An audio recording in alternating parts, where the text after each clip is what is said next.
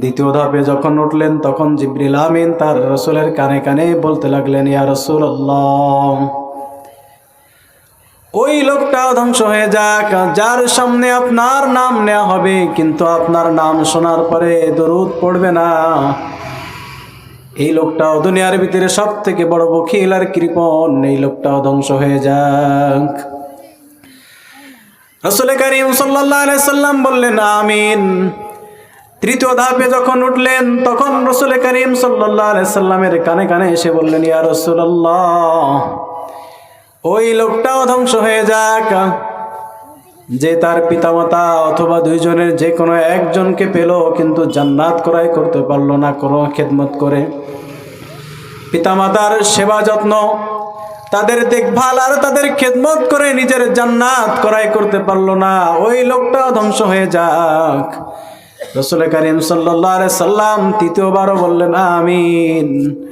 এবার বলুন তো দেখি, এইখানে দোয়া করতেছেন কে? জিবরিল আমিন। ফেরেশতাদের মধ্যে সবথেকে প্রসিদ্ধ ফেরেশতা যিনি জিবরিল আমিন, এই জিবরাইল আলাইহিস সালাতু ওয়াস সালাম দোয়া করতেছেন আর এই দোয়ার আমিন বলতেছেন যেন তেন কোনো নবী নয়, বরং নবিকুল শিরোমণি খাতামুল আম্বিন রাসূল করিম সাল্লাল্লাহু আলাইহি সাল্লাম বলতেছেন আমিন। তাহলে বলেন তো দেখি এই দোয়াটার পাওয়ার কত কত কত? দোয়া করতেছেন কে? রাসূল করিম না, বরং জিবরিল আমিন দোয়া করতেছেন। আর এই দোয়ার আমিন বলতেছেন কে? আমার আপনার মতো সলিমউদ্দিন কলিমউদ্দিন বিশ্ব নবী সাল্লাল্লাহু আলাইহি সাল্লাম আমিন বলতেছেন। বলেন তো দেখি এই দোয়াটা কবুল হবে না হবে না? কবুল হবে।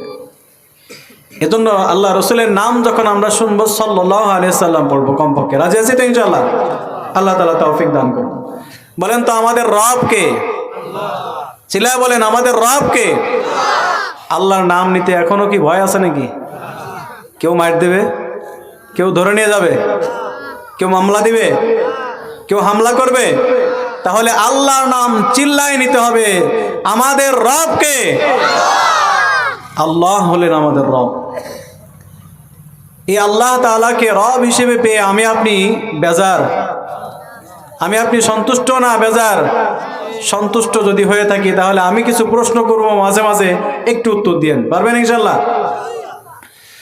দেখেন, নবী আল্লাহ তাআলাকে রব হিসেবে শুধু আমরা যে মানি তা নয়, দুনিয়াতে বিধর্মী যারা আছে, ইহুদি নাসারা বৌদ্ধ হিন্দু যারাই আছে, আল্লাহকে রব হিসেবে স্বীকৃতি দেয় তবে মানে না। তারা বলে যে আসমান আর জমিন এই সব কিছু সৃষ্টি করেছেন আল্লাহ, কিন্তু এই মানার সাথে সাথে তারা আরো কিছু শিরিক করে, যার কারণে তাদের ওই ঈমানটা আসলে কোনো লাভ দেয় না, তাদের ঈমানটা কোনো উপকারে আসে না। যে কথাটা আল্লাহ তাআলা কোরআনুল কারীমের মধ্যে নিজেই বলে দিয়েছেন। আল্লাহ রসুলকে আল্লাহ তাআলা বলতেছেন, ও আল্লাহর রসুল, যদি আপনি তাদেরকে জিজ্ঞাসা করেন, ওয়ালা ইন সাআলতাহুম মান খালাকাল আরদা ওয়াস সামাওয়াত ওয়ালা ইন সাআলতাহুম মান খালাকাস সামাওয়াতি ওয়াল আরদা লা ইয়াকুলান্নাল্লাহ।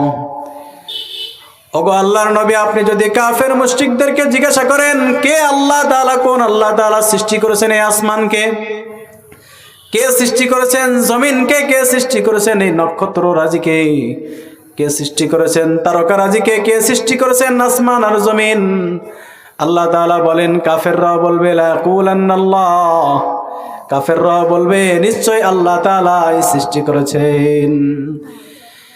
আল্লাহ তাআলা আরো সুন্দর করে বলেন, ও আল্লাহর নবী, যদি আপনি তাদেরকে জিজ্ঞাসা করেন, ওয়ালা ইন সাআলতাহুম মান নাযালা মিনাস সামাই মাআ, ও আল্লাহর নবী, আপনি যদি কাফের আর মুশরিকদেরকে জিজ্ঞাসা করেন কে আসমান থেকে বৃষ্টি বর্ষণ করে, তখন তারা বলবে লা ইয়াকুলান্নাল্লাহ, তখনও তারা বলবে আল্লাহ তাআলাই আসমান থেকে পানি বৃষ্টি বর্ষণ করেন।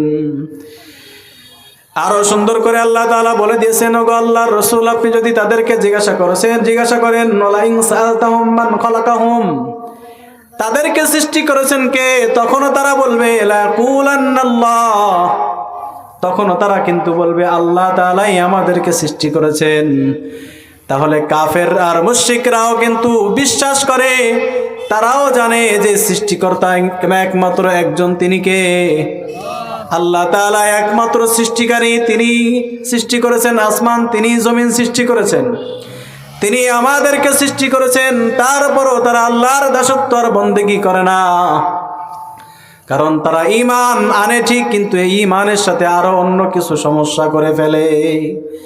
তারা এই বিশ্বাস করে আল্লাহ সৃষ্টি করেছেন, আসমান জমিন সৃষ্টি করেছেন আল্লাহ তাআলা, তবে এই বিশ্বাসের সাথে সাথে তারা কিছু শিরিকি করে, যে শিরিকের কারণে তাদের ওই বিশ্বাস, ওই ঈমানটা কোনো কাজ আসে না, অন্য কোনো কাজে আসে না।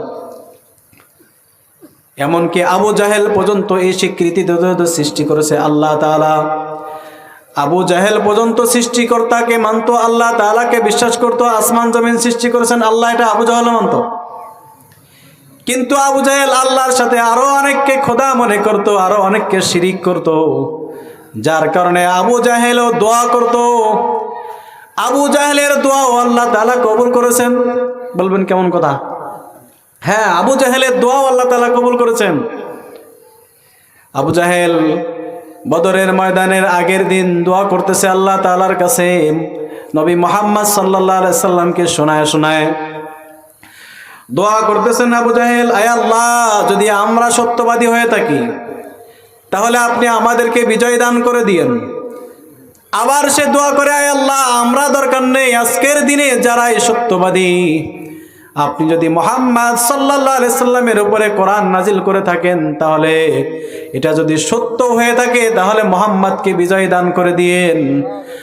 আর যদি আজকের দিনে আমি সত্যবাদী হয়ে থাকি, আমরা সত্যবাদী হয়ে থাকি, তাহলে আমাদেরকে বিজয় দান করেন। এই দোয়া কে করতেছে? আবু জাহেল পর্যন্ত করতেছে। কার সামনে? আল্লাহ রসুলের সামনে পর্যন্ত দোয়া করতেছে। আসলে এই দোয়া আল্লাহ রসুলের সামনে করার কি প্রয়োজন ছিল? সে তো একা একই আল্লাহর কাছে করতে পারতো না? উদ্দেশ্য হলো সে বোঝাতে চাচ্ছে, আয় আল্লাহ, কোরআনের মতো বিশাল কিতাবকে নাজিল করার জন্য আপনি আর লোক পাইলেন না, মুহাম্মাদের উপরে নাজিল করলেন। জোরে বলেন নাউজুবিল্লাহ। আপনি আর লোক পাইলেন না, এ কোরআন নাজিল করলেন মুহাম্মাদের উপরে, অথচ আমি এই মক্কার সবথেকে বড় লিডার, আমার হাজারো সৈন্যদল আছে, হাজারো মানুষ আমার কথায় ওঠে আর বসে, আমি বিত্তশালী, আমি ধনী মানুষ, আমি সবথেকে সম্ভ্রান্ত মানুষ, আমার কাছে কোরআন নাজিল না করে আপনি যদি সত্যি সত্যি কোরআন মুহাম্মাদের পরে নাজিল করেন, তাহলে মুহাম্মাদকে আজকে বিজয় দান করে দিয়েন। আসলে এই কথার দ্বারা সে আল্লাহ রসুলকে কথার মাধ্যমে কষ্ট দিতে চাচ্ছিল। সে বলতে চাচ্ছিল, বোঝাতে চাইতেছিল এটা, যে আল্লাহ, আপনি আর লোক পাইলেন না, মুহাম্মাদের উপরে কোরআন নাজিল করলেন। আল্লাহ রসুলকে অবজ্ঞা করতেছিল। আল্লাহ তাআলা তার এই দোয়াটাকে কিন্তু কবুল করে নিয়েছেন। বলেন তো দেখি, বদরের ময়দানে সত্যের পথে কারা ছিল? নবী মুহাম্মদ সাল্লাল্লাহু আলাইহি সাল্লাম নাকি আবু জাহেলরা? আবু জাহেলরা ছিল মিথ্যার পথে, রাসূল করিম সাল্লাল্লাহু আলাইহি সাল্লামের সৈন্যদল সহ সকলেই ছিল হকের পথে। আল্লাহ তাআলা হকের ঝান্ডাবাহীদেরকে বিজয় দান করেছেন। তো এই যে হিংসা করে, আল্লাহ রসুলকে চোখে দেখতে পারতো না, আল্লাহ রসুলকে অবাজ্ঞ করে, তাকে ছোট করে আল্লাহ রসুলের সাথে হিংসা করতো আবু জাহেল। দেখবেন অনেক সময় মানুষ হিংসা, এটা এমন একটা রোগ, এই হিংসার কারণে মানুষের ভালো জিনিস তার চোখে দেখতে মনে হয় না। দেখবেন অনেকে যাদেরকে আল্লাহ তাআলা উন্নতি দান করেন খুব তাড়াতাড়ি, যাদেরকে উন্নতি দান করেন না, তারা অনেক সময় যাদেরকে উন্নতি দান করতেছেন আল্লাহ তাআলা, তাদের দিকে হিংসা করে। এবং যদি সংবাদ দেওয়া হয় যে আপনাদের গ্রামে অমুকের ছেলে, সে বড় আলেম হয়েছে, সে বড় প্রফেসর হয়েছে, সে বড় মুফতি হয়েছে, তখন সে এটাকে মানতে পারে না। সে বলে, এই সংবাদ শোনার আগে আমি মরে গেলাম না কেন? হিংসা হয় তার কলিজা জ্বলে, আর একজনের উন্নতি তার সহ্য হয় না। এ রোগ আছে না নাই? আছে। এ রোগ সকলের ভিতরে কম বেশি আছে। যার কারণে তো আল্লাহ রাসূল সাল্লাল্লাহু আলাইহি ওয়াসাল্লাম বলেছেন, লা ইয়াদখুলুল জান্নাহ মান কানা ফি কলবিহি মিসকালা হাববাতিন মিন খারদালিন মিনাল কিবির। সরিষার দানা পরিমাণ যদি হিংসা থাকে, তাহলে সে জান্নাতে যেতে পারবে না। সাবধান হয়ে যেতে হবে। আল্লাহ তাআলা আমাদেরকে সেই তৌফিক দান করেন। তো এই আবু জাহেল যখন আল্লাহ রসুল সাল্লাল্লাহু আলাইহি সাল্লামের সামনে এই কথাগুলো বলতেছিলেন, আল্লাহ রসুল কিন্তু চুপ ছিলেন। আল্লাহ রসুল উত্তর দেন নেই, কারণ মুমিন যারা তাদের একটা গুণাবলী হলো ওয়াইদা খাতাবাহুমুল জাহিলুনা ক্বালু সালামা। যখন জাহেল অজ্ঞ মূর্খ লোক কোনো ভালো মানুষের সাথে, নেক মানুষের সাথে, আলেম ওলামাদের সাথে, নবীদের সাথে তর্ক করতে আসবে, তখন নবীদের উত্তর হবে সালামান, তোমার থেকে আমি নিরাপদ, তোমার সাথে আমি ঝগড়া করতে চাই না। আবু জাহেল চাচ্ছিল আল্লাহ রসুলের সাথে ঝগড়া করার, আল্লাহ রসুলকে রাগান্বিত করার, আল্লাহ রসুলকে চাচ্ছিল আল্লাহ রসুল যেন আমার এই কথার উত্তর দেয়, কিন্তু আল্লাহ রসুল উত্তর দেন নাই। আল্লাহ রসুলের হয়ে আল্লাহ তাআলা স্বয়ং নিজে উত্তর দিয়ে দিয়েছে। সুবহানাল্লাহ বলেন। আবু জাহেল বলে, আয় আল্লাহ, আজকের দিনে যারা সত্যবাদী তাদেরকে আপনি বিজয়ী দান করে দিয়েন, আর আজকের দিনে যারা মিথ্যাবাদী, আজকের দিনে যারা হকের পথে থাকবে না, যারা না হকের পথে থাকবে, আয় আল্লাহ আপনি তাদের উপরে আসমান থেকে বৃষ্টি বর্ষণ করেন, রহমতের না বরং পাথরের বৃষ্টি। আপনি তাদেরকে আযাবে গ্রেফতার করেন। কে দোয়া করতেছে এই দোয়া? আবু জাহেল। বলেন তো দোয়া কবুল হয়েছে না নাই? আবু জাহেল দোয়া করতেছে, আল্লাহ আজকে যারা হকের উপরে থাকবে তাদেরকে আপনি বিজয়ী দান করে দিয়েন, আর আজকে যারা না হক পথে থাকবে তাদেরকে আপনি পাথর বর্ষণ করে ধ্বংস করে দিয়েন। আল্লাহ তাআলা নবীর হয়ে উত্তর দিয়ে দিচ্ছেন, ওগো আল্লাহর নবী, তারা যে শাস্তি চায়, তারা যে আযাব চায়, কেন আমি দেই না? উচিত ছিল তাদেরকে আযাব দিয়ে ধ্বংস করে দেওয়া, এটা উচিত ছিল না? কিন্তু ওগো আল্লাহর রাসূল, আমি কেন তাদেরকে আযাব দিয়ে শেষ করে দিচ্ছি না? কারণটা হলো মা কানাল্লাহু লিউআযযিবাহুম আনতা ফীহিম। আল্লাহ তাআলার জন্য শাস্তি দেওয়া, ওই সমাজের উপরে শাস্তি দেওয়া কখনোই উচিত হবে না যেই সমাজে আপনি রাসূল থাকবেন। ওগো আল্লাহ রাসূল, আপনি যেখানে থাকবেন সেখানে আমি আল্লাহ তাআলা কিভাবে শাস্তি দেই? কারণ আমি পুরো দুনিয়ার জগতের যত জগৎ আছে সব জগতের রব হলাম আমি, আর পুরো জগতের রহমত হলেন আপনি। সুবহানাল্লাহ। আমাদের রাসূল সাল্লাল্লাহু আলাইহি সাল্লাম কি শুধু মক্কার জন্য এসেছিলেন? রহমত হয়ে এসেছিলেন মদিনার জন্য? না, বরং পৃথিবীর প্রতি ইঞ্চি মাটির জন্য আমাদের রাসূল সাল্লাল্লাহু আলাইহি সাল্লাম রহমত হয়ে এসেছিলেন। আমরা সূরা ফাতিহার মধ্যে পড়ি আলহামদুলিল্লাহি রাব্বিল আলামিন। আল্লাহ সমস্ত প্রশংসা আপনার জন্য, কারণ আপনি হলেন বহু জগতের প্রতিপালক। শুধু কি আসমান আর এই জমিন এটা কি একটা জগৎ, নাকি আরো অনেক জগৎ আছে? সৌর জগৎ আছে, তারকারাজির জগৎ আছে, ধূমকেতু আছে, ব্ল্যাক হোল আছে, বহু বহু বহু বহু হাজার হাজার লক্ষ লক্ষ জগৎ আছে। দেখেন না, বিজ্ঞানীরা মাঝে মাঝেই গবেষণা করে পায় যে এত লক্ষ আলোকবর্ষ মাইল দূরে একটা জগৎ পাওয়া গেছে, একটা সৌরজগৎ পাওয়া গেছে, অথবা অন্য কোনো জগৎ পাওয়া গেছে, মাঝে মাঝে বিজ্ঞানীরা বলে। অথচ এই কথাই তো আল্লাহ তাআলা কোরআনুল কারীমের মধ্যে আরো 1400 বছর আগেই বলে দিয়েছেন, আলহামদুলিল্লাহি রাব্বিল আলামিন। ওই প্রশংসা আল্লাহ তাআলার জন্য যিনি বহু জগতের প্রতিপালক। বহু জগৎ যে আছে আমরা মুমিন মুসলমান বিশ্বাস করি কি করি না? আর বিজ্ঞানীরা এই 1500 বছর পরে এসে তারা গবেষণা করে পাচ্ছে যে আরো অনেক জগৎ আছে। আসলে এই কথা আরো 1500 বছর আগে কে বলে দিয়েছেন? আল্লাহ তাআলাই বলে দিয়েছেন। তাহলে দুনিয়ার প্রতি ইঞ্চির রব হলেন আল্লাহ, আর প্রতি ইঞ্চির রহমত হলেন আমাদের রাসূল সাল্লাল্লাহু আলাইহি সাল্লাম। এই কারণেই আমরা আগের জামানার উম্মতদেরকে যারা অন্যায় করত, পাপ করত, তাদেরকে কিন্তু সমূলে ধ্বংস করে দেওয়া হতো কিনা? কওমে আদকে, কওমে সামুদকে, কওমে লুতকে ধ্বংস করে দিয়েছেন না আল্লাহ তাআলা? সমূলে ধ্বংস করে দিয়েছেন। নূহ আলাইহিস সালাতু ওয়াসসালামের জাতিকে এভাবে যেই জাতি, যেই গোত্রই অন্যায়ের পাপের মধ্যে লিপ্ত হতো তাদেরকে সমূলে ধ্বংস করে দিতেন। কারণ আগের জামানার আমাদের নবীর আগে যত নবী এসেছেন তেনারা ছিলেন গোত্রের নবী, এক এক গোত্রের জন্য নবী হয়ে আসতেন, পুরো পৃথিবীর জন্য নবী ছিলেন না। যার কারণে সেই গোত্র যখন আল্লাহর নাফরমানি করত তখন তাদেরকে ধ্বংস করে দিতেন। কিন্তু এমন কোনো ঘটনা কখনোই ঘটে নাই যে ওই গোত্রের নবী ওই এলাকায় থাকা অবস্থায় ওই এলাকার সকলকে ধ্বংস করে দিয়েছেন, এমনটা কখনো হয়নি। লূত আলাইহিস সালামের উপরে আযাব এসেছিল, লূত আলাইহিস সালামকে আল্লাহ তাআলা আগে সরায় নিয়েছিলেন। সামুদ জাতির উপরে আযাব এসেছিল, কওমে আদের উপরে আযাব এসেছিল। ওই নবীদেরকে, ওই রাসূলদেরকে আগে অন্য দেশে, অন্য জায়গায় সরায় নেন, তাদেরকে নিরাপদ রেখে তারপরে আল্লাহ তাআলা শাস্তি দিতেন, ওই এলাকাগুলোকে ধ্বংস করে দিতেন। কিন্তু আমাদের নবী কি ওইরকম কোনো গোত্রের জন্য এসেছেন? চিল্লায় বলেন, আমাদের নবী কি ওইরকম কোনো গোত্রের জন্য এসেছেন? বরং পৃথিবীর প্রতি ইঞ্চির রব যেখানে আল্লাহ, সেখানে আমাদের নবী রহমত। যার কারণে আমাদের নবী হলেন রহমাতুল লিল আলামিন।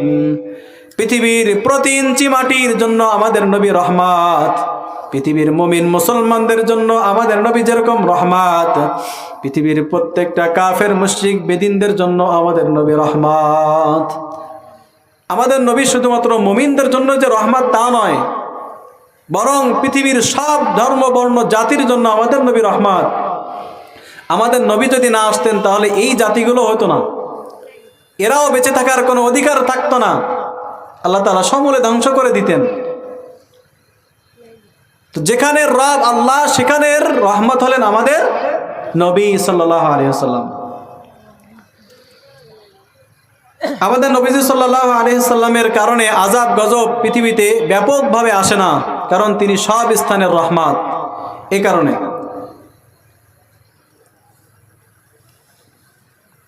আমাদের নবীজি সাল্লাল্লাহু আলাইহি ওয়াসাল্লাম যে শুধুমাত্র মুমিনদের জন্য রহমত, শুধু তাই? হ্যাঁ, তবে মুমিনদের জন্য আমাদের নবী অবশ্যই দয়ালু, অবশ্যই আমাদের নবী মুমিনদেরকে বেশি ভালোবাসেন। পাশাপাশি কাফের মুশরিক যারা আছে তাদেরকেও আল্লাহর নবী ভালোবাসতেন, যে তারাও যেন দ্বীন পেয়ে যায়, তারাও যেন ইসলাম পেয়ে যায়, এই খাতিরে ভালোবাসতেন। দেখবেন আপনার বাসায় মেহমান এসেছে, ছোট একটা বাচ্চা আছে, আপনারও বাচ্চা আছে 3 বছরের, আর একটা মেহমান এসেছে, তার সাথেও একটা 3 বছরের বাচ্চা আছে। তো বাচ্চারা সাধারণত খেলনা এইগুলা নিয়ে একটু মারামারি করে, রাগারাগি করে। তো আপনার ছেলের একটা গাড়ি আছে, ওই গাড়িটা ওই বাচ্চা নিয়েছে।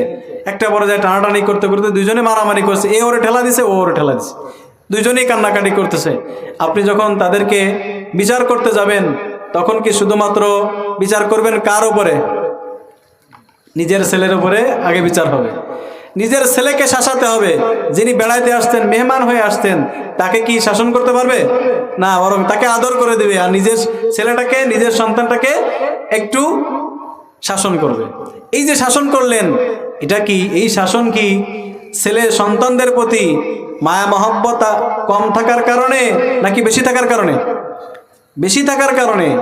বেশি থাকার কারণেই সন্তানদেরকে আঘাত করতেছেন, সন্তানদেরকে শাসন করতেছেন, আর ওই যে মেহমান এসেছেন তাকে কিছু বলতেছে না। তো মুমিনরা হলেন আল্লাহ রসুল সাল্লাল্লাহু আলাইহি সাল্লামের সব থেকে বেশি কাছের। আল্লাহ রসুল যে শুধুমাত্র ওই সময় সাহাবীদেরকে ভালোবেসেছেন তা না, বরং আমাকে আপনাকেও ভালোবেসেছেন। সুবহানাল্লাহ বলেন। আল্লাহ তাআলা, আল্লাহ রসুল সাল্লাল্লাহু আলাইহি সাল্লাম আমাদেরকেও ভালোবেসেছেন। একবার আল্লাহ রসুল সাল্লাল্লাহু আলাইহি সাল্লাম যাচ্ছেন সাথীদের সাথে, রাসূল কারীম সাল্লাল্লাহু আলাইহি সাল্লাম বললেন, আমার একটু দেখতে মনে চাচ্ছে ওই সাথীদেরকে, ওই ভাইদেরকে যারা এখনো আমার সাথে মিলিত হয় নাই, আমার সাথে দেখা হয় নাই। আল্লাহ রাসূল সাল্লাল্লাহু আলাইহি সাল্লাম বললেন যে আমার বন্ধুরা অচিরেই আমার পরবর্তীতে আসবে। সাহাবা একরাম বললেন, ইয়া রাসূলুল্লাহ, আলাসনা বি আখুনা, আমরা কি আপনার ভাই না? আমরা কি আপনার বন্ধু না? আল্লাহ রাসূল সাল্লাল্লাহু আলাইহি সাল্লাম বললেন, হ্যাঁ, তোমরা তো আমার বন্ধু, তবে আমার পরে আরো অনেক, আমার ইন্তেকালের পরে কিয়ামত পর্যন্ত যত উম্মত আসবে সকলকেই আমি বন্ধু এবং সকলেই আমার মহব্বতের, আমি সকলকেই মহব্বত করি। সুবহানাল্লাহ। এজন্য আল্লাহ রাসূল সাল্লাল্লাহু আলাইহি সাল্লাম উম্মতকে কতটা ভালোবাসতেন। রাসূল কারীম সাল্লাল্লাহু আলাইহি সাল্লাম 63 বছরের জিন্দেগি, নবুয়ত পরবর্তী 23 বছরের জিন্দেগি আল্লাহ রাসূল উম্মতের বেদনায় ক্রন্দন করেছেন, উম্মতের বিয়োগ ব্যথায় জীবন কাটিয়েছেন। হযরতে আব্দুল্লাহ ইবনে আমর ইবনে আস রাদিয়াল্লাহু তাআলা আনহু থেকে একটি হাদিস বর্ণিত হয়েছে। আল্লাহ রাসূল সাল্লাল্লাহু আলাইহি সাল্লাম তেলাওয়াত করতেছেন, কোরআনুল কারীমের তেলাওয়াত। এমত অবস্থায় আয়াত এসে গেল। আল্লাহ তাআলা আয়াতের মাধ্যমে হযরতে ইব্রাহিম আলাইহিস সালাতু ওয়াস সালাম উনি ওনার উম্মতের জন্য কেমন বেচাইন ছিলেন, পেরেশান ছিলেন, উম্মতকে কতটা মহাব্বত করতেন, সে কথাটা আল্লাহ তাআলা কোরআনুল কারীমে জানায় দিয়েছেন। নবী করিম সাল্লাল্লাহু আলাইহি সাল্লাম পড়েন, রব্বি ইন্নাহুন্না আযলালনা কাসীরাম মিনান নাস। আল্লাহ তাআলার কাছে অভিযোগ করে নবী ইব্রাহিম আলাইহিস সালাতু ওয়াস সালাম, আয় আল্লাহ, রব্বি ইন্নাহুন্না আযলালনা কাসীরাম মিনান নাস। ওগো আল্লাহ, এই যে মূর্তিগুলা, এই মূর্তিগুলা বহু মানুষকে ধ্বংস করে দিয়েছে, বহু মানুষকে গোমরাহ করে দিয়েছে। আয় আল্লাহ, ফামান তাবিআনি ফাইন্নাহু মিন্নি, যে আমার অনুসরণ করলো সেই শুধু আমার দলভুক্ত। ওমান আসানি ফাইন্নাকা গফুরুর রহিম, আর যারা আমার নাফরমানি করলো, ওই মূর্তি পূজা করলো, তারা তো অপরাধী। আয় আল্লাহ, আপনি ইচ্ছা করলে অপরাধীকে মাফ করতে পারেন। উম্মতের বিয়োগ ব্যথায়, উম্মতের প্রতি দরদ হয়ে, উম্মতের প্রতি বেদনা নিয়ে আল্লাহর কাছে দোয়া করতেছেন, আল্লাহ আপনি এদেরকে সব ধ্বংস করে দিয়েন না। যারা আমার অনুসরণ করে তারা আমার দলভুক্ত। আয় আল্লাহ, যারা আমার অনুসরণ করে না তাদেরকে আপনি মাফ করে দেন, কারণ আপনি তো গফুরুর রহিম। কে দোয়া করতেছেন এই দোয়াটা? ইব্রাহিম আলাইহিস সালাতু ওয়াস সালাম। এবার আবার আয়াত আসলো, ঈসা আলাইহিস সালাতু ওয়াস সালাম ওনার উম্মতের জন্য দোয়া করতেছেন, আয় আল্লাহ, ইন তুআযযিবুহুম ফাইন্নাহুম ইবাদুক, ইন তুআযযিবুহুম ফাইন্নাহুম ইবাদুক। আয় আল্লাহ, আমার এই নাফরমান উম্মত যারা অন্যায় করতেছে তাদেরকে যদি আপনি আযাব দিয়ে শেষ করে দেন, তাহলে তো তারা তো আপনারই বান্দা, আপনি ইচ্ছা করলে পারেন। কারণ আপনার বান্দাকে আপনি মারবেন, কাটবেন, আদর করবেন, যত্ন করবেন, এটা আপনার বিষয়। ওয়া ইন তাগফির লাহুম ফাইন্নাকা আনতাল আজিজুল হাকীম। কিন্তু আল্লাহ, আমার এই গুনাহগার বান্দাকে যদি আপনি মাফ করে দেন, তাহলে আপনি তো আজিজুল হাকিম, পরাক্রমশালী, আপনি তো হিকমতওয়ালা। তাহলে ইব্রাহিম আলাইহিস সালাতু ওয়াস সালাম ওনার উম্মতের জন্য দোয়া করতেছেন, ঈসা আলাইহিস সালাতু ওয়াস সালামও দোয়া করতেছেন। এই দুই দোয়ার আহ্বান যখন আল্লাহর নবী শুনলেন, জানলেন, তখন আল্লাহ রাসূল সাল্লাল্লাহু আলাইহি সাল্লাম আর স্থির থাকতে পারলেন না। নবী করিম সাল্লাল্লাহু আলাইহি সাল্লাম ক্রন্দন করা শুরু করলেন। আল্লাহ রাসূল সাল্লাল্লাহু আলাইহি সাল্লাম দুহাত তুলে আল্লাহ তাআলার কাছে বলতেছেন, রব্বি উম্মতি, রব্বি উম্মতি, আয় আল্লাহ, আমার উম্মত, আমার উম্মত। আর কোনো কথা বলতে পারতেছেন না, এতটাই ক্রন্দন করতেছেন। দেখবেন যাদের পিতা মারা যায়, অথবা যাদের ছোট সন্তান মারা যায়, 2-3 বছরের সন্তান মারা যায়, এই লোকটা যখন দেখে যে তার পিতাকে আদর করতেছে, তার সন্তানকে কেউ কোনো তার সন্তানকে তার সামনে আদর যত্ন করতেছে, চুমা দিচ্ছে, কাছে আনতেছে, কোলের মধ্যে জড়ায় নিচ্ছে, এই যে লোকটার সন্তান মারা গেছে, যখন তার সামনে কোনো বাবা তার সন্তানকে আদর যত্ন করে, তখন এই বাবার মনটা কেমন লাগে বলেন তো দেখি? এই বাবার মনটা কেমন লাগে? হায়, আমার সন্তানটা যদি একটু থাকতো, আমি তাকে যত্ন করতাম, আদর করতাম। ওই সন্তানের জন্য সবসময় মায়া, মমতা, মহাব্বত কলিজার মধ্যে আছে। কিন্তু যদি কোনো পিতা যদি কোনো সন্তানকে তার সামনে যদি আদর যত্ন করে, তখন তার ওই সন্তানের প্রতি মায়া, মহাব্বত আর আকর্ষণটা আরো বেশি বেড়ে যায় কিনা? বেড়ে যায়। তো আল্লাহ নবী সাল্লাল্লাহু আলাইহি সাল্লামের সামনে যখন এই আয়াতগুলো তেলাওয়াত হলো, আল্লাহ নবী যখন এই আয়াতগুলো দেখলেন যে নবী ইব্রাহিম আলাইহিস সালাম দোয়া করতেছেন, নবী ঈসা আলাইহিস সালাম দোয়া করতেছেন, তখন নিজে নবী আর উম্মতের জন্য বেচাইন হয়ে গেলেন, পেরেশান হয়ে গেলেন। আল্লাহ তাআলার কাছে নিজের উম্মতের জন্য মায়া মহব্বতের ঢেউ খেলতে লাগলো আর দোয়া করতে লাগলেন তিনি। জিবরিল আমিনকে আল্লাহ তাআলা পাঠায় দিলেন। জিবরিল আমিন আল্লাহ রাসূল সাল্লাল্লাহু আলাইহি সাল্লামের কাছে এসে বলে, জিবরিল আমিনকে আল্লাহ তাআলা পাঠায় দিয়ে বললেন, ও জিবরিল, যাও, কেন আমার হাবিব, কেন আমার খলিলুল্লাহ, কেন আমার হাবিবুল্লাহ ক্রন্দন করতেছেন, উম্মতি উম্মতে বলে ডাকতেছেন, কেন একটু শুনে আসো। আল্লাহ তাআলা জানে না? আরে আল্লাহ তাআলা জানে কিনা? আপনাদের মাদ্রাসা, আপনাদের এই এলাকায় মাদ্রাসা আছে না? হেফজোখানা আছে না? নুরানি মক্তব আছে কিনা? তো হেফজোখানায় মনে করেন সাধারণত বৃহস্পতিবারে মাসের যে কোনো 1-2 সপ্তাহ হয়তো ছুটি দেয়। বৃহস্পতিবারে বিকালের দিকে একটা 7 বছরের 6 বছরের বাচ্চা সে যে উস্তাদের কাছে যেয়ে বলতেছে, কিছুই বলতেছে না, যায় শুধু কান্নাকাটি করতেছে। বলেন তো দেখি, তার এই কান্নাকাটি করার উদ্দেশ্য কি? হ্যাঁ, তার এই কান্নাকাটি করার উদ্দেশ্য কি? ছুটি নেওয়া। তার বাসা বাড়িতে তার ছোট ভাইয়ের জন্য, ছোট বোনের জন্য, আব্বা আম্মার জন্য নিজের পরাণ পড়তেছে, বেদনা হচ্ছে, মায়া মহব্বত তৈরি হচ্ছে, তাদের সাথে একটু দেখা করার জন্য ছুটি চায়, কিন্তু কিছু বলতে পারতেছে না, শুধু কান্নাকাটি করতেছে উস্তাদের সামনে। বলেন তো দেখি, এই উস্তাদ কি বুঝতেছে না যে এ কি চায়? ছুটি চায়। তারপর উস্তাদ বলে, কান্নাকাটি করতেছে কেন? কেন কান্না করতেছো আগে বলো। উস্তাদ কিন্তু জানে সে ছুটি যাবে, যার কারণে সে ক্রন্দন করতেছে, কিন্তু মুখে বলতে পারতেছে না। উস্তাদ তারপরে কিন্তু বলে, তুমি যদি না বলো তাহলে তোমার কোনো সমাধান হবে না, তোমার মুখ দিয়ে বলতে হবে তুমি ক্রন্দন করতেছে কেন, কাঁদতেছে কেন। কান্না জড়িত কণ্ঠে যখন সে বলে, আমার একটু ছুটি দরকার, আমার আব্বার জন্য, আম্মার জন্য, ছোট ভাই বোনের জন্য পরাণ পড়ে, তখন কিন্তু উস্তাদ বলে, আচ্ছা ঠিক আছে যাও, তুমি কিন্তু শুক্রবারে মাগরিবের আগেই মাদ্রাসায় এসে উপস্থিত হয়ে যাবা।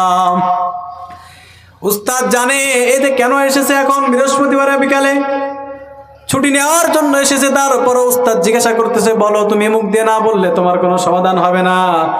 আল্লাহ তাআলাও জানে নবী মুহাম্মদ সাল্লাল্লাহু আলাইহি সাল্লাম উম্মতের জন্য কান্নাকাটি করতেছে, তারপরও আল্লাহ তাআলা উম্মতের বিয়োগ ব্যথায় যেন নবী কিছু মুখ দিয়ে বলে, এটার অপেক্ষায় আছেন। জিবরিল আমিনকে পাঠাইছেন।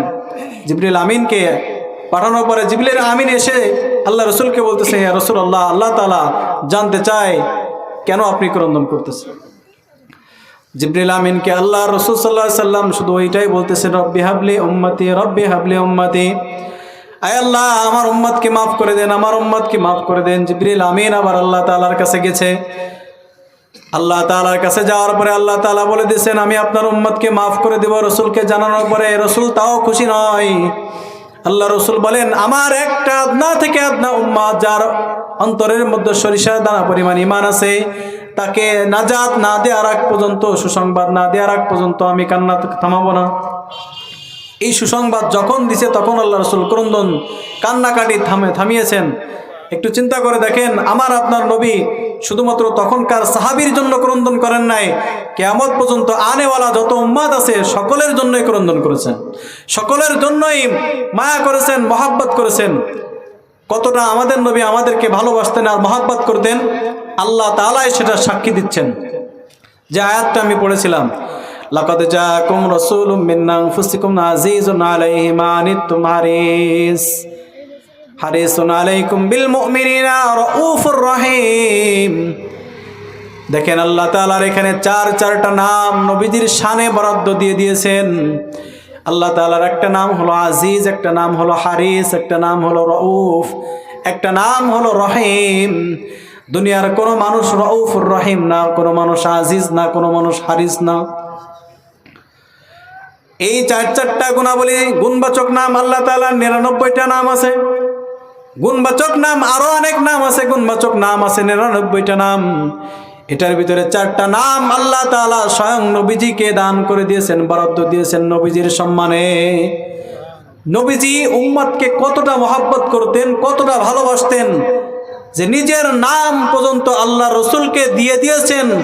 বোঝাতে চেয়েছেন উম্মতকে, দেখো উম্মত, আমি আল্লাহর নাম ছিল আজিজ, আমি আল্লাহর নাম ছিল হারিস, আমি আল্লাহর নাম ছিল রউফ, আমি আল্লাহর নাম ছিল রহিম। তোমাদের নবীজির মধ্যে এই গুণাবলীগুলো আছে, যার কারণে আমি আল্লাহ তাআলা এই গুণবাচক নামগুলো তার শানে ব্যবহার করতে বাধ্য হয়েছি। আমাদের নবীজি সাল্লাল্লাহু আলাইহি সাল্লাম আমাদেরকে কতটা মহব্বত করতেন। প্রত্যেক সোমবার এবং প্রত্যেক বৃহস্পতিবার আমার আপনার আমলনামা আল্লাহ তাআলার দরবারে হাজির হয়, জানেন কি? প্রত্যেক সোমবার আর প্রত্যেক বৃহস্পতিবার, এই 2 দিনে আল্লাহ তাআলার দরবারে আমাদের আমলনামাগুলো, খাতাগুলো আল্লাহ তাআলার দরবারে দেখানো হয়। নবী করিম সাল্লাল্লাহু আলাইহি সাল্লামের কাছে এই আমলনামাগুলো আগে পেশ করা হয়। আমি আপনি যত আমল করি, বদ আমল করি, খারাপ আমল করি আর নেক আমল করি, নেক আমলগুলো আল্লাহ রসুলের কাছে আগে দেখানো হয়, তারপরে আল্লাহর কাছে যায়। বদ আমলগুলো আল্লাহ রসুলের কাছে আগে পাঠানো হয়, দেখানো হয়, তারপরে আল্লাহ তাআলার কাছে যায়। নবীজি সাল্লাল্লাহু আলাইহি সাল্লামের কাছে পাঠানোর আগে, দেখানোর আগে আল্লাহ তাআলার কাছে যায় না।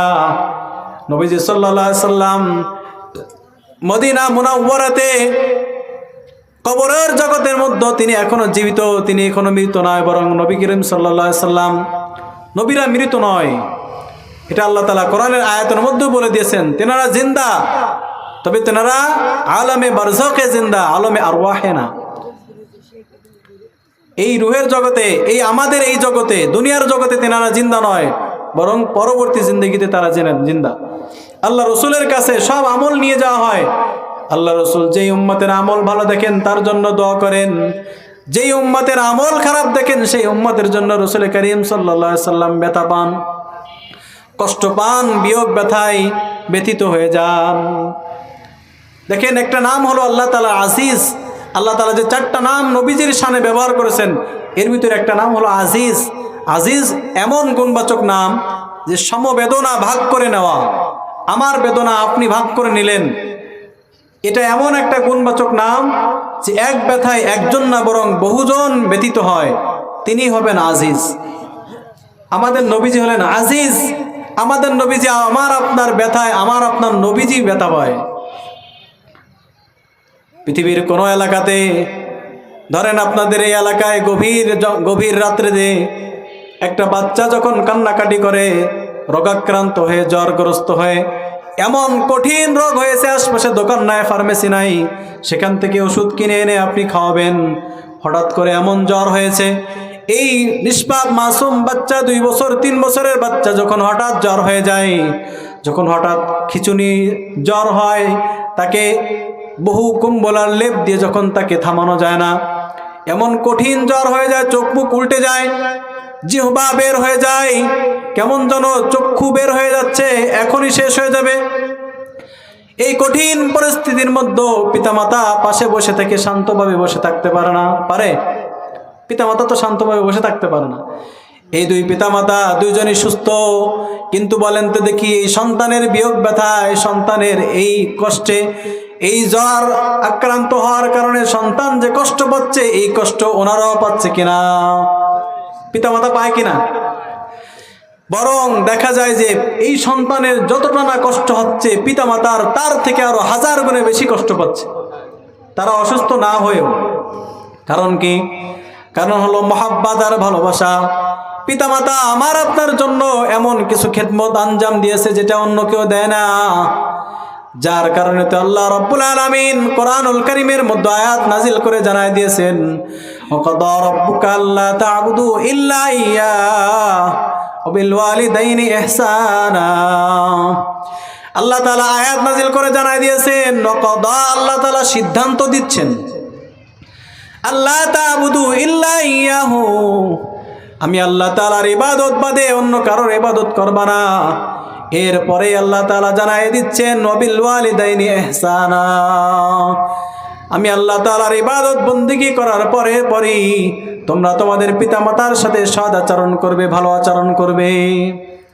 এখানে একটা জিনিস বোঝার আছে, আল্লাহ তাআলা এখানে ইবাদতের সিদ্ধান্ত দিচ্ছেন যে তোমরা কার ইবাদত করবে? কার?